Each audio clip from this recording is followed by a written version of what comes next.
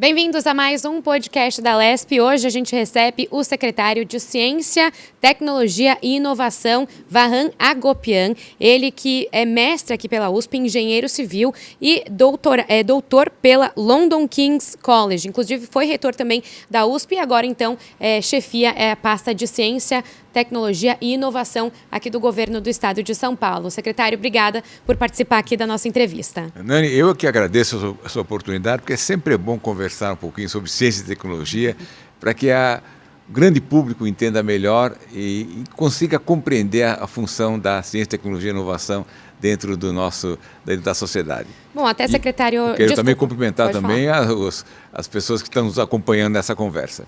Bom, já até aproveitando aí, né, para a gente explicar um pouquinho sobre a estrutura aqui da secretaria, porque anteriormente esses assuntos, né, relacionados à ciência, tecnologia e inovação estavam vinculados à pasta do desenvolvimento econômico. O que muda, então, tendo agora essa secretaria própria? Não, a secretaria... Vamos dizer, o tema ciência e tecnologia já existia dentro da minha secretaria ainda na década de 70, mas sempre junto com alguma coisa a mais. Teve um período que ficou com turismo, outro período com outros temas, e nas últimas 2 décadas, principalmente, estava junto com o desenvolvimento econômico, que tem uma responsabilidade muito grande num estado como São Paulo. Então, o governador Tarcísio achou por bem separar ciência, tecnologia e inovação do desenvolvimento econômico para que ter uma secretaria exclusiva preocupada com esse tema, porque o governador tem consciência, tem convicção de que nós, para desenvolvermos de uma maneira mais concreta o nosso estado, precisamos de ciência, tecnologia e inovação. Bom, até recentemente o senhor esteve já aqui na LESP, né, numa comissão aqui que a gente também tem sobre esse mesmo tema, e o senhor falou muito sobre uma dificuldade de aplicar o conhecimento que é adquirido com as pesquisas aqui no estado de São Paulo em uma ação direta. Por que o senhor acha que isso acredita e se a secretaria tem planos de mudar isso, né, de conseguir de fato transformar isso na ponta? Esse é o maior desafio. O estado de São Paulo produz muito conhecimento em padrões internacionais. E não é somente em quantidade, em qualidade. Eu já tinha reafirmado que, conforme os indicadores, o conhecimento produzido no estado de São Paulo, principalmente das 3 universidades estaduais paulistas, a sua repercussão, o seu impacto é maior que a média mundial. Então, o estado de São Paulo produz muito conhecimento, mas não só o estado, o Brasil como um todo, tem uma dificuldade de transformar esse conhecimento num benefício para a sociedade. Então, você tem que transformar esse conhecimento em alguma coisa que a sociedade possa utilizar e possa se beneficiar com isso. O que nós chamamos de inovação. Isso é transformar o conhecimento num produto físico ou intelectual, que nós chamamos de inovação. E esse é o grande desafio, é buscar esse avanço, quer dizer, não parar o resultado do conhecimento não ser restrito apenas a papers e artigos ou patentes. Isso nós conseguimos fazer de várias maneiras. Uma é trabalhar junto com as empresas desde o começo, discutindo as dificuldades, as angústias, as expectativas e desenhando, preparando, programando a pesquisa atendendo a esse desafio. Aí, logicamente, quando está pronto o resultado é aprovado, é aproveitado imediatamente. Outra maneira é o próprio Estado entender, o próprio governo, porque o governo também precisa de conhecimento, entender e apresentar desafios. Isso nós já tivemos uma experiência no passado recente, vamos tentar no segundo semestre reforçar ainda mais. Provavelmente em agosto vai sair um programa patrocinado pela FAFPESP, que é Ciência para o Desenvolvimento, em que as secretarias estaduais, eventualmente prefeituras, vão apresentar problemas e aí os grupos de pesquisa fazem propostas e se candidatam para resolver esses problemas. Então, na verdade, ao invés de apresentar uma solução que depois vai ser vista em prática, na verdade, já vão partir do problema e tentar atacar aquilo lá. Exatamente. E o Estado ser, então, usufruir desse conhecimento. Que aí também já dava, na verdade, para fazer uma produção, né, de conhecimento muito mais localizada e muito mais já aplicada mesmo. Aplicado mesmo, isso, exatamente. Bom, até falando sobre essa questão, o senhor se referia, não sei se durante essa fala, sobre aquela parceria com o Instituto Pasteur da França, ou isso daí também é um outro assunto? Não, Instituto Pasteur, vamos dizer, isso aqui faz parte da internacionalização. E então o governo do Estado hoje trata a internacionalização não apenas quando você tem a movimentação, mobilidade dos professores, dos alunos, dos pesquisadores, mas a criação de ambientes internacionais dentro do nosso Estado. Quer dizer, o jovem ou a jovem pesquisadora não precisa sair do país para ter um ambiente internacional. E nada melhor para isso do que termos instituições estrangeiras ou centros de pesquisa de empresas estrangeiras funcionando no nosso Estado, funcionando aqui, e o nosso aluno tendo oportunidade de interagir. Então, o Pasteur, desde o começo do ano, já é um Instituto Pasteur formalmente, já tem um conselho administrativo, já tem uma diretora, que já foi formalizada uma semana atrás, mas o Pasteur já começou como uma plataforma. Então, o fato de termos uma plataforma Pasteur no passado recente, começou há 3 anos atrás, desculpe, isso já permitia que tivéssemos pesquisadores franceses trabalhando dentro da nossa, no caso particular, da USP. Então, os alunos de graduação, principalmente os de pós-graduação, interagiam com esses pesquisadores. E agora, eles se tornando um instituto, logicamente vai ter um número maior de pesquisadores do exterior atuando e trabalhando aqui dentro. Quais outras instituições como essa a gente tem já trabalhando aqui? Assim, instalado dessa maneira, Pasteur ainda é a nossa primeira experiência, mas nós estamos tentando também trazer mais uma outra entidade francesa, isso mais na área de humanas, e uma entidade ligada às Nações Unidas, mas com sede em Trieste, na Itália, que deve também vir a São Paulo, provavelmente no ano que vem, mas na área de oncologia. Bom, e o senhor até comentou, né, recentemente esteve conosco aqui no programa Conexão Paulista, um outro programa aqui da casa, e o senhor comentou de uma meta aí que o governador colocou, né, para trazer os institutos para cá. Sim. Pelo menos um por ano, né? Pelo menos um por ano. Já tem o desse ano agora, então o próximo ano já está... Já está 2 ou 3, já está engatinhado. E eu estou também vislumbrando não apenas instituições de pesquisa públicas do exterior, mas inclusive centros de pesquisa de empresas que estão no exterior, que poderiam se instalar aqui no Brasil, aqui em São Paulo. Principalmente porque o ambiente de pesquisa em São Paulo é muito propício, propício para isso. São Paulo apresenta um ambiente muito aberto para isso. Nós temos mão de obra muito bem qualificada, nós temos ambientes de inovação já instalados, já em funcionamento, nós temos oportunidades financeiras de patrocínio dessas empresas. Então, a ideia é termos ambientes de pesquisa internacionais funcionando dentro do nosso Estado. O senhor também, na fala aqui na comissão, falou um pouco sobre levar, né, deixar um pouco mais acessível esse acesso das pessoas a laboratórios, enfim, a pesquisa. Como é que seria isso? Quais são os planos da Secretaria nisso? Bem, isso é um pouquinho diferente do que você falou. Nós temos laboratórios muito bem instalados. Então, a ideia é esses laboratórios serem laboratórios abertos em que um grupo de pesquisa, seja ela ligada a uma instituição de pesquisa, seja ela ligada a uma empresa, possa utilizar esse laboratório para os seus trabalhos. CNPq já tem, que é uma instituição federal instalada, que está em Campinas, já tem essa experiência. Então, nós vamos também colocar nos nossos ambientes estaduais. Bom, a gente teve também uma novidade aqui anunciada pelo governador, que foi o Provão Paulista, né? Que é aí justamente um vestibular para os alunos do ensino público aqui de São Paulo, para que eles tenham acesso, para que eles tenham ali umas condições mais diferenciadas, né? Levando em consideração já o ensino público, para que eles entrem também nas universidades. Então, primeiro, queria que você explicasse para a gente como é que é a participação da secretaria nesse provão e como é que é essa iniciativa? Não, primeiro tem que deixar bem claro que as universidades, as instituições que estão na Secretaria de Ciência e Tecnologia são instituições autônomas. Isso. E essa autonomia é muito respeitada. Mas a preocupação dos reitores, dos diretores, dos dirigentes das instituições era de que o grande problema não era ter alunos de escolas públicas na universidade, mas ter candidatos das escolas públicas nos vestibulares.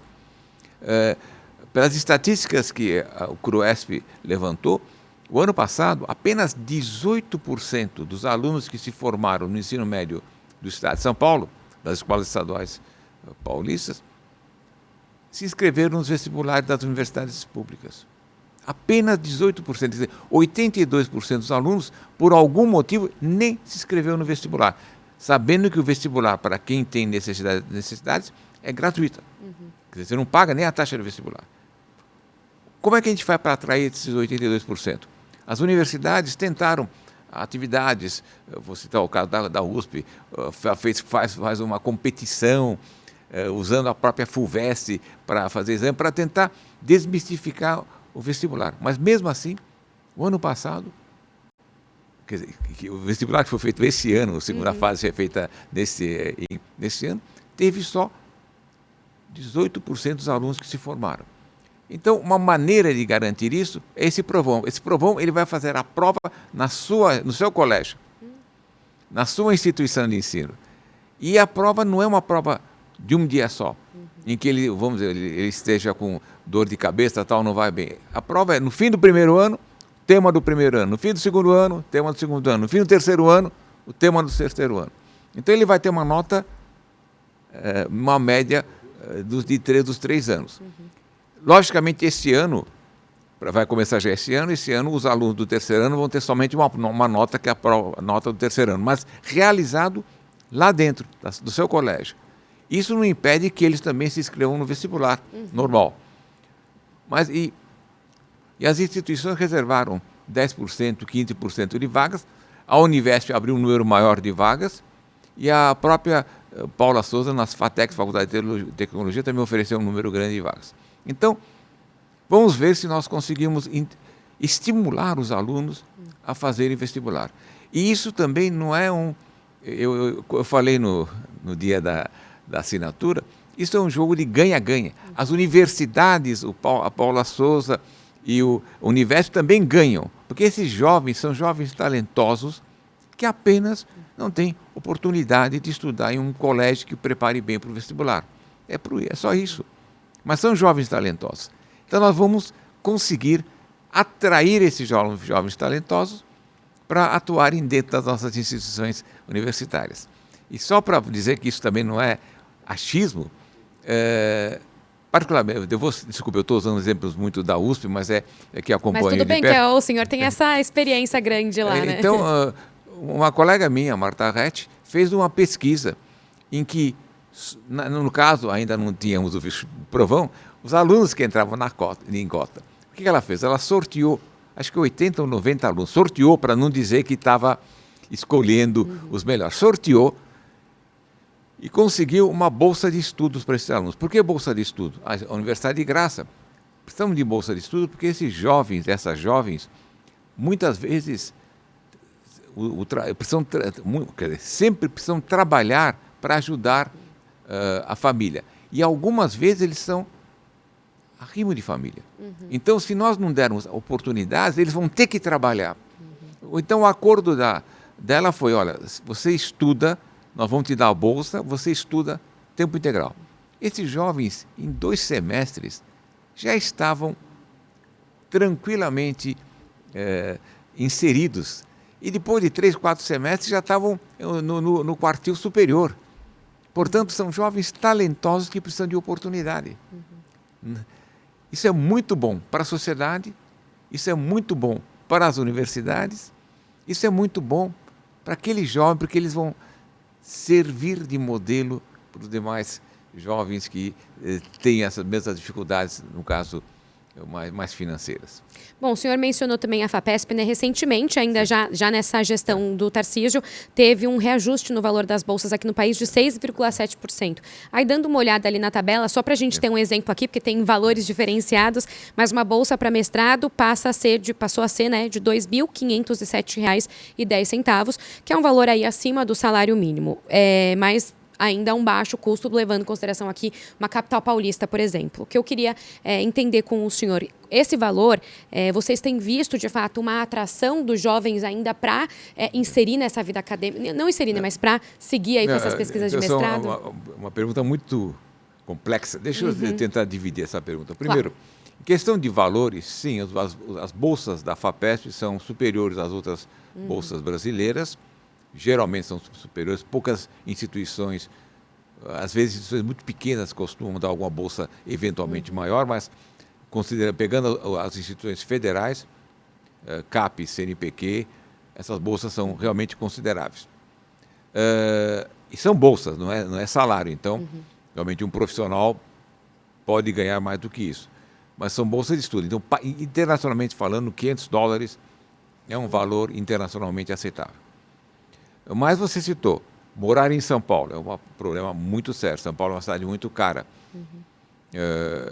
Morar em Ribeirão Preto é tão caro quanto são caros. Onde tem um campus da USP, os campos são a vida muito cara. Então é complicado, mas viável. Agora, a questão de atrair os alunos, nós estamos tendo um problema real. O número de candidatos a bolsas na FAPESP diminuiu depois da pandemia. Então, isso é preocupante. Mas são vários motivos, logicamente, a FAPESP está analisando. Pode ser que um dos grandes motivos é falta de perspectiva depois. O aluno, deixa eu explicar, o jovem se forma na graduação, faz o mestrado em 2 anos, 2 anos e meio, às vezes 3 anos, depois faz o doutorado em 3, 4, às vezes 5 anos, e ele vai se tornar doutor quando ele tem quase 30 anos. Não é mais um jovem adulto, já é um adulto. E esse investimento que ele fez, ou ela fez, tem que ter vislumbrar um futuro. Se eu não ofereço oportunidades, então esse jovem se desmotiva. Eu digo oportunidades porque quem faz mestrado, doutorado, não tem que obrigatoriamente trabalhar na academia. A academia é uma das opções. Eles são jovens treinados, preparados para enfrentar desafios, para enfrentar coisas novas, desconhecidas. Então, isso é muito importante quando o país está em desenvolvimento, quando o país está investindo em ciência e tecnologia. Então, é muito comum no exterior, justamente as universidades terem dificuldade de reter os doutores que eles formam, porque os setores externos atraem esses jovens para trabalhar lá. E isso é muito bom. Agora, espero que o país consiga retomar o desenvolvimento, e retomando o desenvolvimento, essas jovens terão oportunidades, e pode ser que aí eles se sintam mais tranquilos, mais confortáveis em passar tantos anos estudando. Bom, e entrar até nessa questão, né? Porque aí você vê um mestrado que justamente a pessoa é super preparada, ela é até doutora, mas não consegue ali uma inserção no mercado de trabalho. Então, o senhor, até como pesquisador, não só, né, como reitor, como uma pessoa que foi reitora da USP, também agora como secretário, mas também como pesquisador, a gente de fato tem essa dificuldade aqui no Brasil de ter um local no mercado de trabalho, porque aí a pessoa, o aluno, ele vai precisar desse retorno de investimento, ele não vai aceitar talvez qualquer vaga, qualquer emprego. E também não teve, por estudar, ele não teve experiência, né? Sim, que às vezes é pedida. Mas o fato mas o emprego, nesse caso, é nas áreas que há desenvolvimento, pesquisa dentro da indústria, pesquisa dentro dentro da empresa ou dentro do governo, porque o governo também é um empregador importante. Mas isso não é suficiente. Nós estamos restringindo, as últimas estatísticas que eu tive acesso, os nossos doutores estavam muito concentrados na academia ou em institutos de pesquisa públicos. Quer dizer, o setor público estava retendo, dando emprego a esses doutores. Está absorvendo super bem, né? Não tá super bem, porque o setor público é limitado. Ah, então ele não teria muitas vagas, ele gostaria de absorver, mas ele não pode. Então o setor público, mas mesmo assim, os doutores empregados no Brasil, quase 80% ou mais de 80% estavam no setor público. Nós precisamos ter eles também no setor privado. Exatamente. Secretário, Centro Paula Souza, nessa ETEX, FATEX, alguns funcionários, às vezes vinculados a esses locais, eles acabam fazendo algumas reivindicações, algumas paralisações, e isso foi visto em alguns lugares aqui do estado de São Paulo neste ano de 2023. Queria entender então um pouquinho dessas paralisações, o que eles estão pedindo para a Secretaria e como é que tem sido esse diálogo. Bem, eu sei que eles estão fazendo um plano de carreira. Eu sei, porque eu sou conselheiro do Centro Paula Souza. Mas esse plano de carreira ainda não está pronto, nem chegou ao Conselho. Então, eles estão estudando, eles devem estar discutindo internamente, devem estar preparando. A diretora ela está fazendo reuniões públicas com os docentes e os funcionários. Eu espero que eles façam um projeto bem definido, bem estruturado, para apresentar para o governo e o governo, eventualmente, enviar para a Assembleia Legislativa. Então, esse eu acho que é a grande reivindicação. Logicamente, também eles estavam discutindo o bônus, mas o bônus é o governador que dá para todos os funcionários do Estado. Isso ele prometeu que ia acertar com o pessoal, incluindo a Paula Souza. E reajuste salarial é normal os sindicatos reivindicarem, faz parte do papel do sindicato. Mas não tivemos nada, formalmente não tivemos nenhuma solicitação mais rigorosa, e inclusive as paralisações foram mais pontuais e que eu saiba foram muito poucos. Mas tá claro, eu acho que uma revisão da carreira é fundamental. Você consegue fortalecer uma instituição quando você tem uma carreira boa, uma carreira bem estruturada, em que o docente e o funcionário sabe que, conforme o seu desempenho, ele vai poder avançar e poder assumir responsabilidades maiores. Então, a carreira é fundamental. A carreira atual é muito antiga e deve ser revisada, não há dúvida. Bom, secretário, tem uma proposta aqui que o governador pretende enviar em breve aqui para a Lesp. A gente ainda não tem muitas datas, não tem muitos detalhes, mas é a respeito de transferir os 5%, né, de investimentos obrigatórios na educação para a saúde. Eu queria saber se o senhor vê algum impacto para as pesquisas aqui ou algum impacto para outras estruturas vinculadas à pasta. Não, as universidades são autônomas e o governador deixou bem claro, inclusive fez uma reunião com os 3 reitores para não haver dúvidas, que ele vai honrar essa autonomia e vai honrar, inclusive, supondo que o ICMS acabe, porque ainda tem uma reforma. Ainda tem que passar ainda tem a reforma tributária. Tem que passar no Senado, então isso pode ter outros desdobramentos. Ele vai manter isso aí. E a mesma coisa vale para as outras instituições. Nós temos ainda duas faculdades de medicina isoladas, a de Marília e a de Rio Preto, São José do Rio Preto. Temos as FATECs, que são 72 FATECs no estado de São Paulo, um número muito grande. Temos as CETECs. Então, o governador está mantendo isso tranquilamente. Essa mudança, alteração, é ele adequar e tentar, mantendo o total junto, conforme as necessidades, as dificuldades que se tiver presentes, ele conseguir fazer esses acertos. Isso é mais para ele ter flexibilidade do que tirar dinheiro da educação para dar para a saúde ou vice-versa.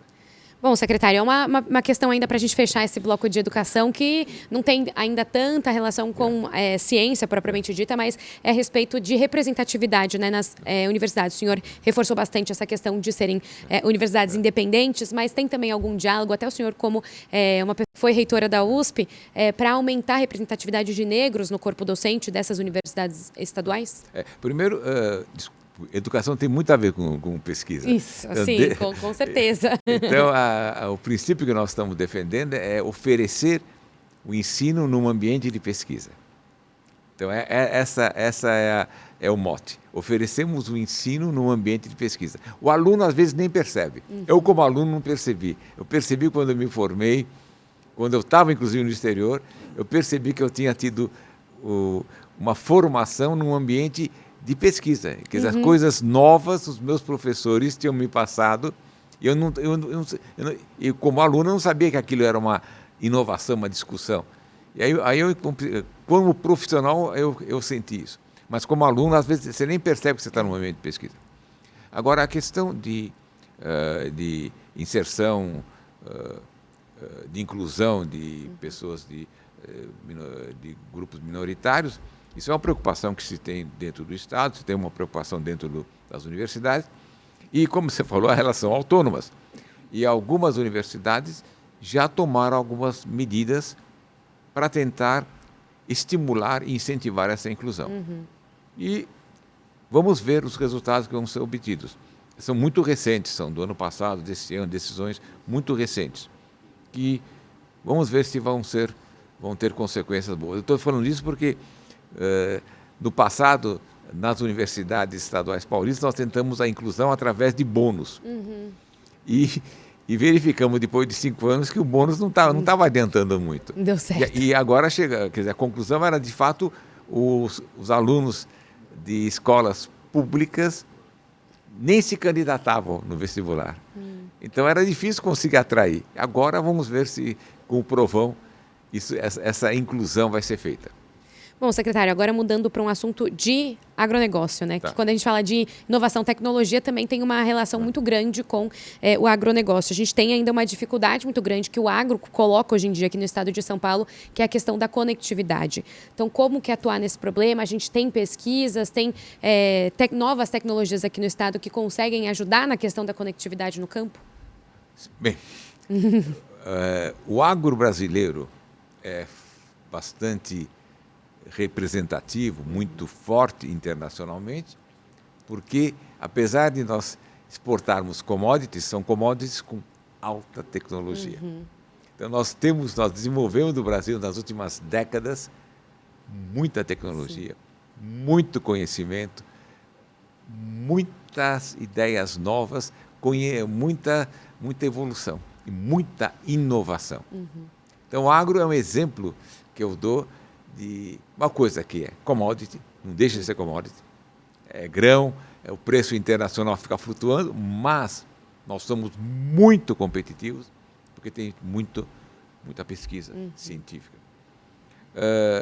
Você falou da questão de conectividade, a FAPESP acabou de, 2 meses atrás, patrocinar um grande centro de pesquisa, junto com a Embrapa de Campinas, na área de conectividade, incluindo conectividade, mas da área de informatização do pequeno agricultor. Então, isso um trabalho, um estudo já começou em Campinas para conseguir informatizar isso, incluir a conectividade do pequeno agricultor, do agricultor que não tem acesso, não tem recursos para isso. Além disso, no estado de São Paulo, particularmente, nós temos várias instituições aí ligadas à Secretaria da Agricultura que atuam de uma maneira, como uma rede dentro de todo o estado. Então, eles servem como nós de conectividade para esses pequenos empresários. Tem um outro tema aqui que eu sei que o senhor gosta bastante de falar, que é a questão do hidrogênio verde, né? A gente recentemente teve um debate aqui na LESP disso daí, então queria saber qual que é o potencial que a gente tem aqui no estado de São Paulo de hidrogênio verde, quais que os desafios que ainda existem nesse tema. Bem, hidrogênio verde, não é que eu gosto, hidrogênio verde eu vejo como uma janela de oportunidade para o nosso país. Nânia, vamos ser sinceros, o Brasil tem uma capacidade de produzir energia verde incalculável, inimaginável, é imbatível. Nós produzimos etanol em larga escala, inclusive de segunda geração. A produtividade do Brasil não tem comparações com os outros países, portanto, o custo de litro de etanol é muito mais baixo no Brasil do que o resto do mundo. Nós temos energia hidroelétrica em larga escala, já praticamente já usamos todos os rios disponíveis. Nós temos energia eólica surpreendentemente alta. No começo, uns 20 anos atrás, ninguém apostava que a energia eólica chegasse a ser representativa no Brasil, mas nós temos até os ventos do Brasil são ventos positivos. E energia solar, nem precisa falar, e isso já se tornou mais popular com a redução dos custos da sua implantação. Agora já tem pessoas instalando, não aquecedor solar, mas instalando placas para produzir energia solar dentro da sua residência. Então nós temos uma oportunidade ímpar e espero que a gente possa aproveitar essa janela de oportunidades e espero que nós sejamos o país da energia verde, o país que realmente modifica a realidade. Particularmente no caso do hidrogênio, vou citar um caso do etanol, quer dizer, nós sabemos produzir hidrogênio do etanol. Etanol eu consigo transportar, não é perigoso. Hidrogênio, se eu produzir e transportar, tem os seus riscos. Sob o aspecto científico, nós sabemos fazer hidrogênio a partir de etanol com preços muito competitivos internacionalmente. Praticamente a metade do custo da produção de hidrogênio em outros países. Só que agora acabamos a pesquisa, tem a parte prática. O governador deve inaugurar em começo de agosto uma planta piloto que vai começar a produzir 5 quilos de hidrogênio por hora. Pequenininho, uma planta bem pequena. Vamos aprender como produzir de 5 quilos. Vamos passar por uma segunda etapa, 50 quilos por hora. Depois, se nós conseguirmos fazer 50 quilos por hora, aí nós vamos projetar para fazer 500 quilos por hora. Aí, dando certo, já teremos hidrogênio disponível a partir do etanol. E tem alguma previsão de... vai depender, na verdade, de como vai funcionar? Ou tem algum prazo que vocês colocam para ir aumentando? O prazo... Cada etapa dessas demora vários meses. Não é questão de meses, são questões de anos. Você vai falar, não dá para dar mais investimento? Não é assim. Pesquisa não é assim. Logicamente, dinheiro ajuda, mas você não consegue acelerar uma pesquisa. Não vou dar o dobro do dinheiro, você faz em metade do tempo. Não é assim que funciona. Então, vai demorar. Eu acredito que demore alguns anos. Mas nós dominamos a tecnologia, a ponto de que os nossos grandes parceiros patrocinadores são multinacionais. Secretário, recentemente a gente teve aqui já no início do governo, né, a sanção da lei que fala sobre a cannabis medicinal. Queria que o senhor explicasse para a gente o que a gente tem aqui no estado de produção, qual que é o nosso potencial aqui do estado de São Paulo na cannabis medicinal, já que agora também já tem um entendimento, né, sobre isso. Bem, aqui no estado de São Paulo nós Já tínhamos na Universidade Federal, na antiga Escola Paulista de Medicina, já um grupo de pesquisa muito bem estabelecido e temos um outro grupo de pesquisa agora bem dinâmico na medicina de Ribeirão Preto. E esse grupo de Ribeirão Preto já tem uma patente de canabidiol e que já é produzido, então já é comercializado na farmácia, qualquer farmácia, você pode encontrar. Eu esqueci o nome do laboratório que fabrica, do Paraná, desculpe, eu não vou me lembrar. Não tem problema, a gente sabe que tem. É uma empresa brasileira produzindo uma canabidiol no Brasil. O único problema é que essa empresa não pode plantar cannabis. Ela tem que comprar do exterior a matéria-prima. E isso tudo acaba encarecendo muito. Eu comecei a perceber que é caro quando eu era reitor da USP, vendo que os royalties que recebiam deles eram muito altos. E eram altos porque o remédio é muito caro. Então, eu acho que é remédio. O pessoal acha que confunde-se canabidiol com cannabis. Canabidiol não tem nada, não tem nada de cannabis. É apenas um dos elementos, uma das substâncias químicas que tem dentro do cannabis que, pelo visto, é muito importante para doenças neurológicas. Então, eu não sou médico, mas eu só sei que esse produto tem patente internacional, já está sendo produzido no Brasil, já está sendo comercializado no Brasil. Então, São Paulo tem, sim, muita pesquisa no uso de canabidiol para fins medicinais. Eu espero que haja uma compreensão clara de que isso não é incentivo. Quer dizer, eu fico muito preocupado quando falam que para resolver o problema do epilético é precisar fumar maconha. Não é isso. Aliás, nenhum médico que estuda canabidiol recomenda fumo, principalmente fumar maconhas ou outras coisas. Porque não é isso. A substância é o canabidiol. E tem outras substâncias também, aparentemente, muito importantes para algumas outras doenças. No caso particular, esse medicamento é só de canabidiol. Então, eu espero que haja essa compreensão. Veneno de cobra nós fazemos. Você tem remédios para problemas cardiológicos que é veneno de cobra. Ninguém, em sã consciência, vai criar cobra para ser mordido e para melhorar o problema cardiológico. Ninguém vai fazer isso. Então, acho que nós temos que distinguir exatamente a origem da substância e o que a substância faz para amenizar, para minimizar ou para curar as doenças que nós temos. Então, eu acho que criou-se certos mitos, e algumas das pessoas acham que é importante. O que adianta cultivar maconha em casa se eu não consigo preparar, é impossível em casa produzir o canabidiol. E tem que extrair, tem todo um processo. Um processo complicadíssimo, sofisticado o processo. Basta dizer que são poucas patentes no mundo. E uma delas é brasileira, felizmente. Então, é complicado.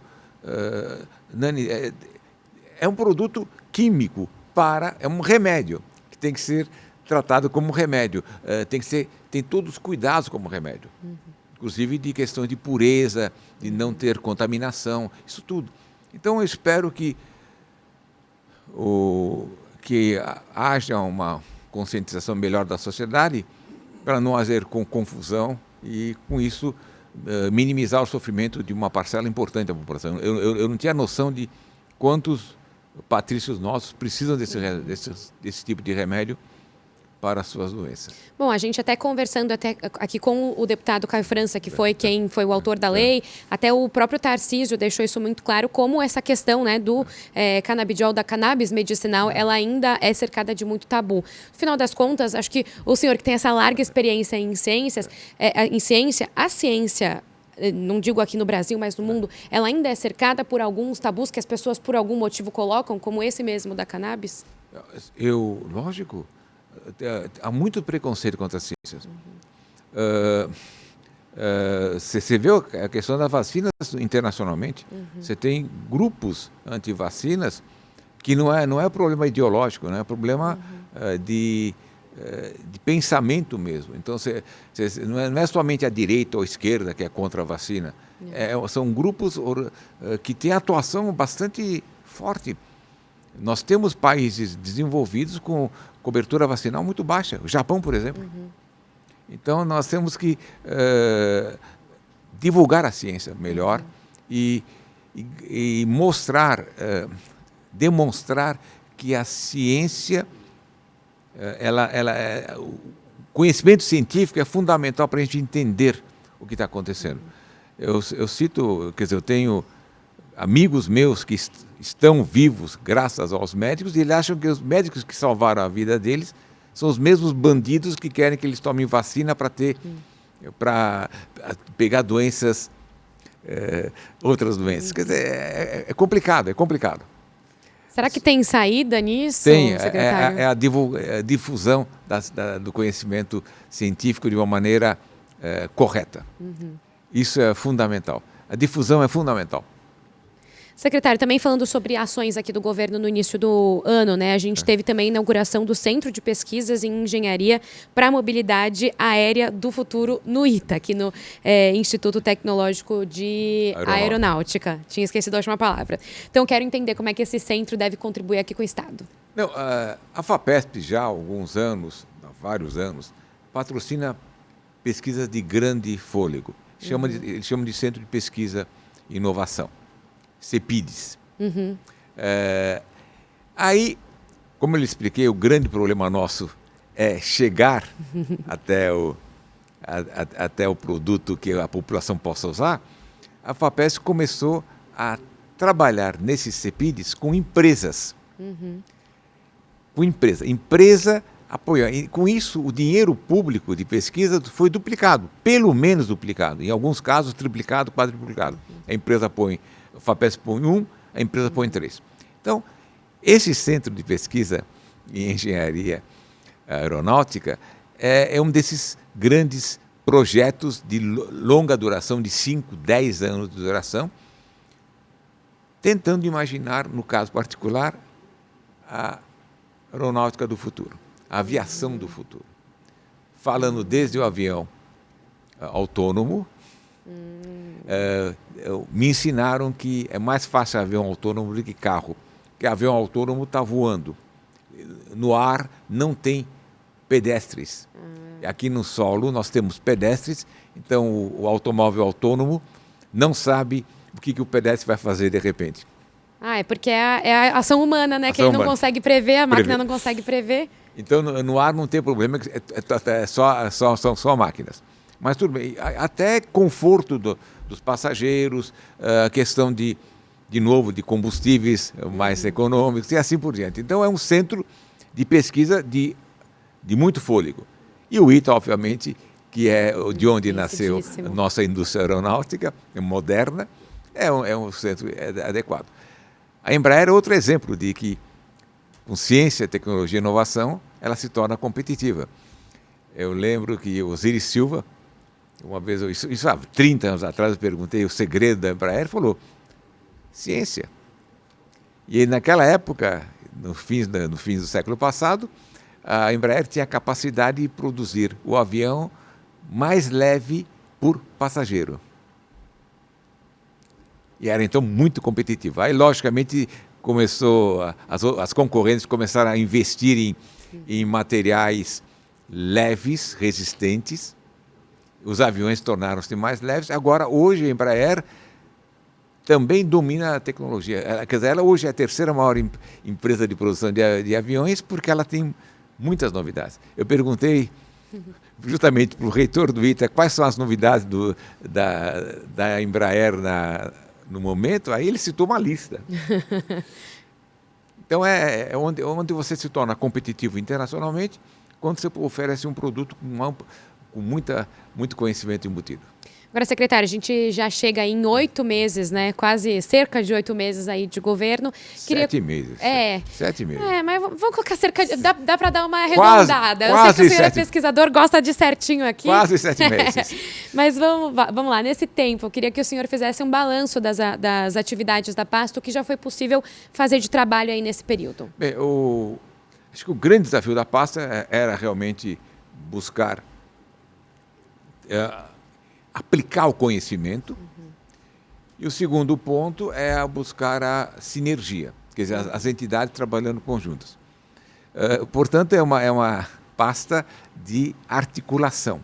Quer dizer, é uma secretaria muito pequena, não tem atividades meio eu dependo do meu vizinho, a Secretaria de Desenvolvimento Econômico, e o que a secretaria faz é realmente dialogar com as instituições que estão atuando com a gente e tentar sempre fazê-los trabalhar conjunto, buscando a sinergia. E isso eu acho que estou tendo a felicidade, conto com reitores muito colaborativos, os diretores das faculdades também muito acessíveis. Então, a equipe está, vamos dizer, as pessoas são muito colaborativas e com isso a gente está começando a criar esse sentimento de equipe.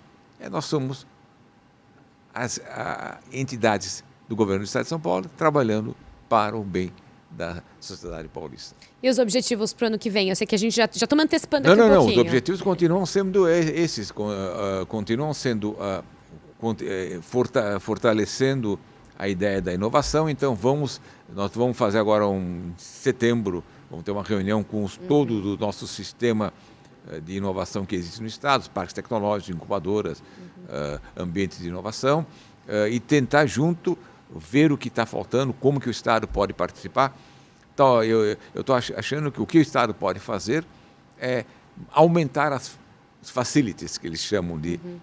esses facilities incluem laboratórios de ensaios, não laboratórios de pesquisa, incluem ambientes de orientação, de aconselhamento, que também devem ser oferecidos, porque você precisa ajudar vamos dizer, um empreendedor a poder empreender, porque muitas vezes ele é um pesquisador, ele tem uma ideia muito boa, aí essa ideia se comprovou que é viável, mas ele não sabe nem como colocar em prática isso, não tem nenhuma noção do que é um balanço, essas coisas. Então você precisa ajudá-los nisso e ajudá-los, inclusive, quando eles estão precisando de apoio de um laboratório, de um centro de ensaios, uma coisa desse tipo. Então, eu acho que o Estado faz isso, de dar esses apoios e sempre incentivo. A legislação brasileira é muito boa, nós vamos propor uma atualização da legislação estadual para fortalecer ainda mais, isso eu espero até o fim deste ano, e continuando a internacionalização, continuando atraindo mais instituições do exterior para trabalhar aqui dentro do país. E vamos continuar com essas diretrizes que já estão estabelecidas desde o começo do governo. Bom, o senhor falou dessa questão, né, de trazer aqui, de propor uma mudança aí na legislação até o fim do ano. Como é que tem sido essa relação aqui com a Alesp, com os deputados? Justamente, a Comissão de Ciência e Tecnologia da nossa Assembleia é uma comissão muito proativa, muito colaborativa, deputados de todos os partidos têm realmente um interesse genuíno de ajudar e fortalecer ciência, tecnologia e inovação no nosso Estado. A relação é muito boa, as lideranças são muito acessíveis, então eu acho que, novamente, tem que explicar que nós queremos, tem que justificar para que os nossos deputados fiquem confortáveis na hora que aprovam algumas leis. Agora, secretário, a gente deve ter o envio do plano plurianual aqui para casa. Sim. Que tem já da secretaria vinculada ao plano, quais são as metas? As metas continuam sendo as mesmas. Essa de sinergia? A sinergia não há dúvida, mas basicamente aumentar a inovação, quer dizer, conseguir São Paulo se destacar na inovação, continuar apoiando, incentivando a iniciativa, as entidades, incluindo o governo, a buscar a pesquisa. Portanto, esse de Ciência para o Desenvolvimento é muito importante, esse tipo de programa. ao mesmo tempo oferecer infraestrutura para isso. Então, nós já estamos oferecendo uma infraestrutura importantíssima de renovação dos laboratórios instalados no Estado. Falando laboratórios instalados no Estado, pode ser privado, pode ser público, mas que estejam no Estado de São Paulo. A internacionalização e o fortalecimento do sistema paulista de ciência e tecnologia, que é esse conjunto de parques tecnológicos, de incubadoras e ambientes de inovação. Agora, secretário, o senhor tem aí muita experiência nessa vida acadêmica, pesquisador, engenheiro, foi reitor. Como é que foi, então, essa passagem aí para a secretaria, para ser secretário? Eu já tinha tido uma passagem no passado. Já aproveita e já fala dela também. Quando eu saí da diretoria da Escola Politécnica, em 2006, naquela época, o conselho do IPT me convidou para ser presidente do IPT. O IPT é uma empresa sem fins lucrativos, é uma empresa estatal, mas tinha uma estrutura de autarquia. E o conselho achou que tinha que mudar essa estrutura, portanto, não era para ter um superintendente, não é uma autarquia, tem que ter um diretor-presidente. Então, eu tive a honra de ser o primeiro diretor-presidente do IPT. Fiquei 2 anos no IPT, com isso eu convivi com a então Secretaria de Desenvolvimento Econômico, Ciência e Tecnologia. Na época, em 2 anos, eu tive 3 secretários, com a secretaria, com toda a máquina do governo, porque o IPT é uma empresa dependente, então, para fazer concurso, para fazer contratação, é totalmente diferente da universidade, tem que ter autorização dos respectivos órgãos. E depois que eu saí do IPT, fiquei 2 anos lá, eu fiquei 1 ano e meio como coordenador de Ciência e Tecnologia da também, então, Secretaria de Desenvolvimento Econômico, Ciência e Tecnologia. De novo, trabalhei com 2 secretários. E aí conheci a máquina da Secretaria. Então, era mais ou menos dentro do esquema do governo da época, tinha um secretário adjunto, tal, mas na época chamava-se de secretário adjunto, e eu era mais ou menos o equivalente ao que seria hoje secretário de Ciência e Tecnologia, porque eu ficava já nessa janela de trabalho, que era uma coordenação, só que eu não tinha o ensino superior. O ensino superior estava em outra secretaria. Então eu já tinha esse conhecimento, não é novidade para mim. Eu fiquei muito lisonjeado com o convite e principalmente com a postura do governador, que ele determina, sempre me cobra essa sinergia entre as instituições, que não é para irmos em rotas diferentes, tem que ser uma rota única, e cobra o incentivo à inovação,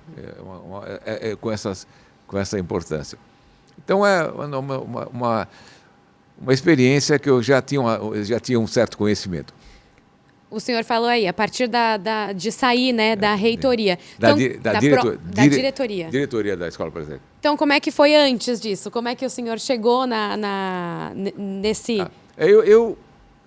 Eu fiz iniciação, quer dizer, o que me estimulou a ser pesquisador foi uma bolsa de iniciação científica que eu ganhei não, que eu pedi e foi outorgado quando eu era aluno de engenharia.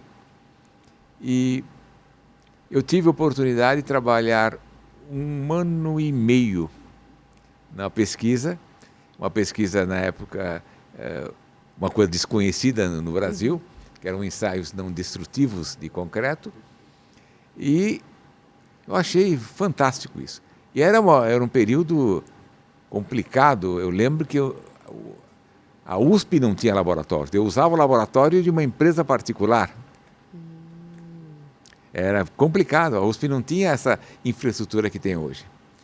Aí, gostei muito. Como eu gostei muito, eu quis fazer mestrado. E comecei meu mestrado com bolsa da FAPESP de novo. Então, iniciação científica, bolsa da FAPESP, mestrado, bolsa da FAPESP. E aí aconteceu uma coisa muito, muito triste. O meu orientador, eu comecei a fazer mestrado em fevereiro de 75, em maio ele faleceu. Nossa. Muito jovem. Aí não tinha outra pessoa com titulação para ser meu orientador, então eu tive um orientador acadêmico só. Uma pessoa que era o chefe de departamento me ajudando na parte acadêmica de como escrever, mas na parte de pesquisa eu tinha realmente não tinha apoio. Logicamente, meus colegas muito gentis, mas todos eles também boa vontade, mas não com uma experiência de pesquisa. Mas continuei achando muito atrativo. Aí surgiu a oportunidade de eu ser professor da USP. Naquela época era auxiliar de ensino, porque eu não tinha nenhuma titulação, era só formado em engenheiro. Auxiliar de ensino. Tempo parcial. E aí, para ser auxiliar de ensino tempo parcial, eu tinha que perder minha bolsa. Então eu fiquei quando virei professor da USP, eu comecei a ganhar metade da bolsa, desculpa, eu ganhava exatamente metade da bolsa. Nossa. Aí então eu era professor, fazia meu mestrado e tinha que trabalhar em outro lugar para completar meu salário. Eu trabalhava numa construtora. Mas, de novo, eu estava muito empolgado. Aí, meu orientador acadêmico, que era chefe de departamento, falou: por que você não vai fazer doutorado no exterior? Aí você tem uma oportunidade de um ambiente com laboratórios bem estabelecidos. Então, aceitei o desafio e fui fazer meu doutorado na Inglaterra. E aí, de fato, eu entrei num laboratório de pesquisa propriamente dito, aí tinha um orientador de fato que fazíamos pesquisa juntos, trabalhávamos no laboratório juntos. Então foi uma experiência muito boa, fiquei 3 anos. Mas, de novo, eu tinha uma bolsa, novamente a FAPESP, consegui bolsa de doutorado da FAPESP. Mas naquela época a bolsa da FAPESP, contrário do que é hoje, era a menor bolsa do país. Nossa. Eu ganhava exatamente a metade do que meus colegas ganhavam da bolsa da CAPES do CNPq. Isso me estimulou a trabalhar mais rápido e acabei meu doutorado mais rápido. Mas tinha uma coisa fantástica da FAPESP, que eu acho que eu tenho uma gratidão muito grande da FAPESP, é a seriedade. Então, eu recebia todo dia primeiro a minha bolsa, mesmo sendo a metade dos outros. E os outros nem sempre recebiam no dia primeiro.